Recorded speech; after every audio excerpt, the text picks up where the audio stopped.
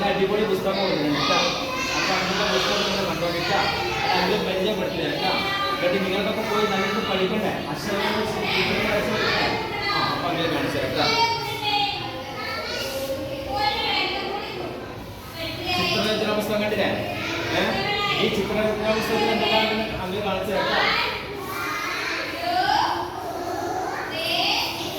Zero കണ്ടില്ലേ? ഒന്ന് വെച്ച് നമുക്ക് എന്താ കിട്ടുന്നത്? വൈദ്യുതി കിട്ടുന്നില്ലേ? അപ്പം അങ്ങനെയൊക്കെ വരച്ച് പഠിച്ചോണ്ടിട്ടാ. പിന്നെ ഇംഗ്ലീഷിൽ ചിത്രങ്ങൾ ഇറക്കാൻ കിട്ടാ. പിന്നെ വഴി കണ്ടുപിടിക്കലുണ്ട് കേട്ടാ. വഴി കണ്ടുപിടിക്കുക അങ്ങനെ കിട്ടാം. വഴി കണ്ടുപിടിക്കലുണ്ടില്ലേ? അത് കിട്ടാം. പിന്നെ നെക്സ്റ്റ് വരുന്നതാണെങ്കിൽ ഇംഗ്ലീഷിൽ ചിത്രങ്ങൾ ഇറക്കണ്ടേ? ഇംഗ്ലീഷിൽ ചിത്രങ്ങൾ ഇറക്കുന്നുണ്ട് കേട്ടാ. ഇറക്കാൻ കേട്ടാ. പിന്നെ നെക്സ്റ്റ് വരുന്നത് എന്താ പറയുക?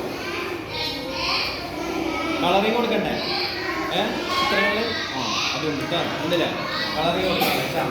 പിന്നെ നെക്സ്റ്റ് വരുന്നത് എന്താ പറയുക? നിങ്ങൾക്ക് അക്ഷരങ്ങൾ ഇത് എഴുതി പഠിക്കണ്ടേ? മലയാളം കോപ്പി ചെയ്തോണ്ടോ? അതുകൊണ്ട് കേട്ടാ. പിന്നെ നിങ്ങൾക്ക് ഇംഗ്ലീഷിൽ കോപ്പി ചെയ്താണ് കേട്ടാ. ഇംഗ്ലീഷിൽ വേണ്ടില്ലേ കോപ്പി ചെയ്ത് അതുകൊണ്ട് കേട്ടാ. പിന്നെ നെക്സ്റ്റ് ഇംഗ്ലീഷിൽ വേണ്ടില്ലേ കോപ്പി ചെയ്താൽ കണ്ടില്ലേ? പിന്നെ നെക്സ്റ്റ് വരുന്നത് നിങ്ങൾക്ക് നാളെ പാട്ടൊക്കെ പഠിക്കണ്ടേ? അപ്പോൾ അതും കേട്ടാ. പിന്നെ കടങ്കടലും കേട്ടാ. ഉദരപ്പട്ടിക കേട്ടാ. പിന്നെ നിങ്ങൾക്ക് സ്കൂളിൽ ലീവ് കാര്യങ്ങളൊക്കെ അതിലുണ്ടാവും കേട്ടാ.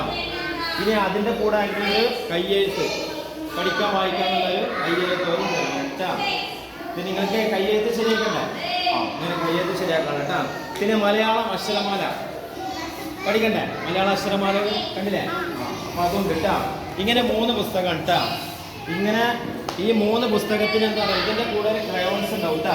ഒരു പെട്ടി പെന്നുണ്ടാവും കേട്ടാ. 10 പേന കിട്ടും കേട്ടാ.